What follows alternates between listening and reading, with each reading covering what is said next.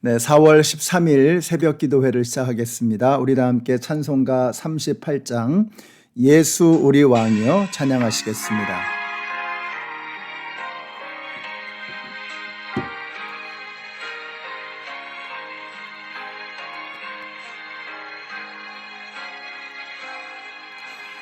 예수 우리 왕이여 이곳에 오셔서 우리가 왕께 드리는 영광을 받아주소서.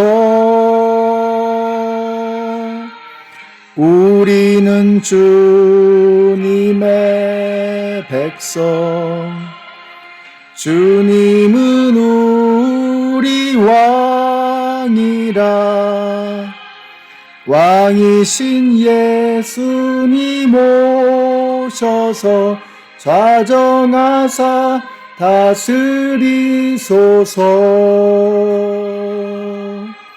예수 우리 주시여 이곳에 오셔서 우리가 주께 드리는 찬양을 받아주소서.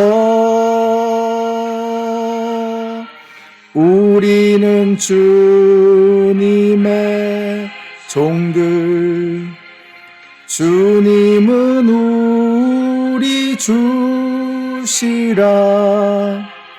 주 대신 예수님 오셔서 이 찬양을 받아주소서.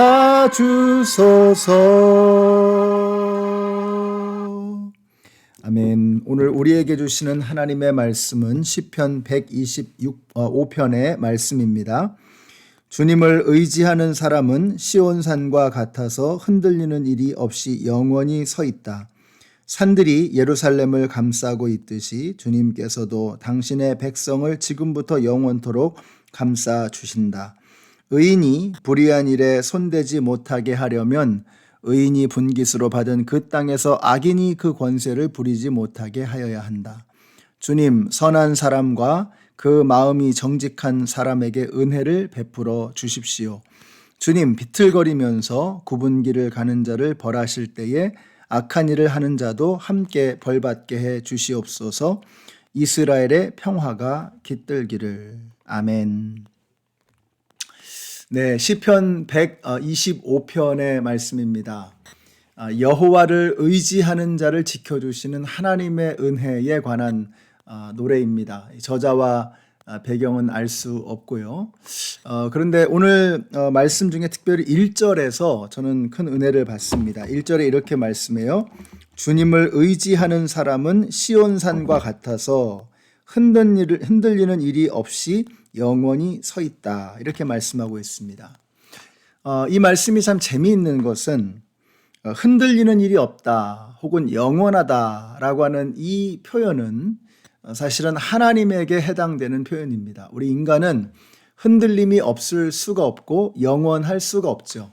흔들림이 없다는 말, 또 영원하다는 것은 오직 하나님에게 해당되는 속성인 것입니다. 자, 그런데 우리가 시온산과 같아서 흔들리는 일도 없고 영원히 서 있을 수 있다는 것입니다. 언제요?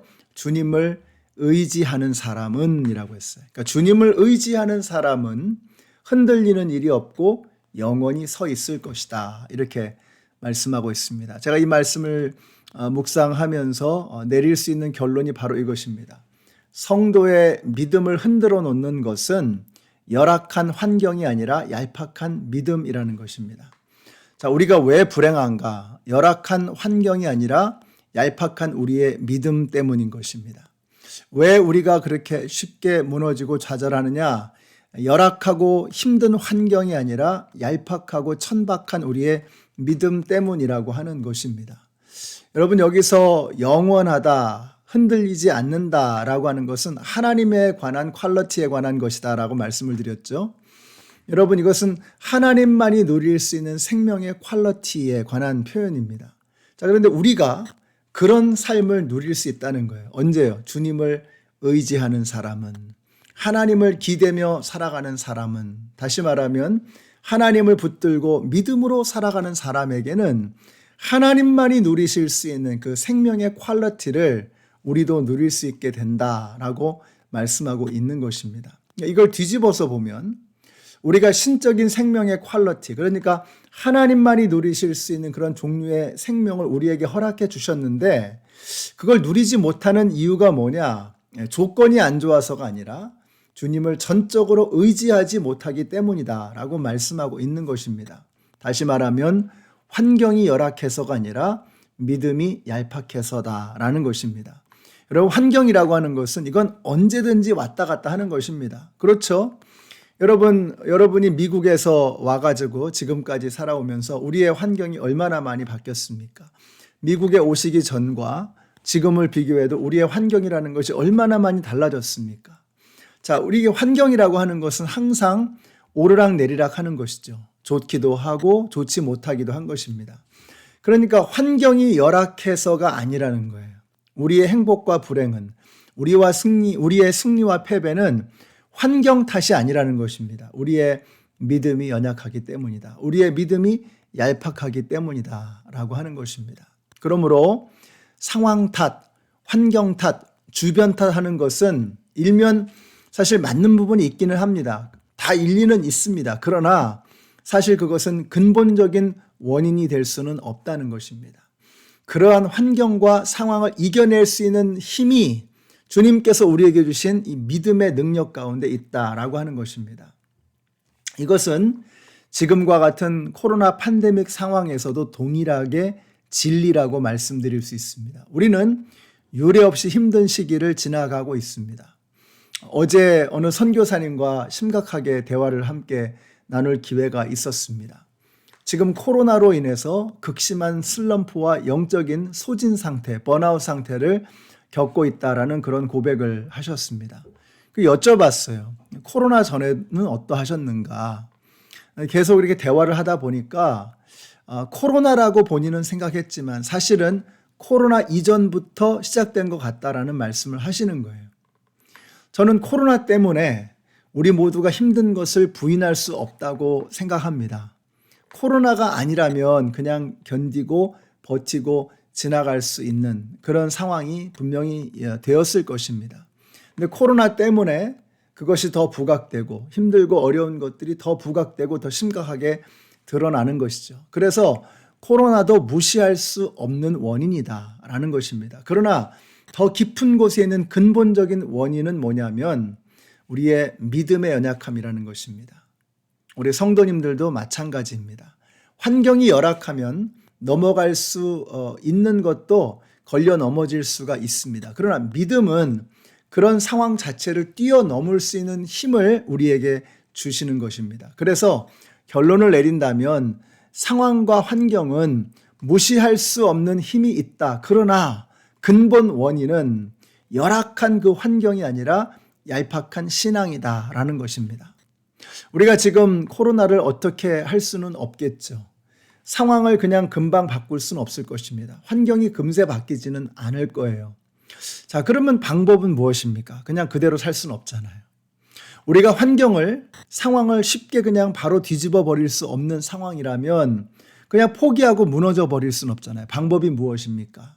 우리의 얄팍해져 있는 신앙을 단단하고 두텁고 더욱더 강건한 믿음으로 변화시켜 나가야 한다는 것입니다. 왜냐하면 그대로 망할 수 없으니까. 오늘 저와 여러분도 그렇게 변화되어지는 믿음으로 다시 태어날 수 있게 되시기를 바랍니다. 열악한 환경 탓하지 마시고 얄팍한 나의 믿음 없음을 회개하고 주님 저의 믿음을 더욱더 굳건하게 하여 주시옵소서. 강건한 믿음으로 다시 태어나게 하여 주시옵소서. 주님께서 주시는 그 믿음의 힘으로 하나님을 의지함으로 이 힘들고 어려운 환경을 이겨낼 수 있는 능력을 저에게 허락해 주시옵소서. 이런 결심과 다짐으로 오늘 하루 새롭게 시작해 보시는 우리 모든 성도님들이 되시기를 예수님의 이름으로 축원합니다. 기도하겠습니다. 하나님 감사합니다. 그동안 열악한 환경이 문제인 줄 알았습니다. 근데 오늘 말씀을 통해서 깨닫는 것은 얄팍해진 우리의 믿음이라고 하는 것을 알게 해주셔서 너무나 감사합니다. 환경을 오늘 바꿀 수 없다면 오늘 이 말씀을 통해서 기도의 시간을 통해서 찬양을 올려드림을 통해서 우리의 믿음이 더욱더 강건해지게 하여 주시고 이 상황을 바꿀 수 있는 믿음의 능력을 우리 가운데 허락해 주시옵소서. 예수님의 이름으로 기도드렸습니다. 아멘. 네, 사랑하는 연합장로교회 성도 여러분, 우리 열악한 환경을 탓하지 마시고 얄팍한 나의 믿음을 더욱더 굳건하게 하기 위해서 하나님께 더욱더 간절하게 매달리는 오늘 하루가 되시기를 축복합니다.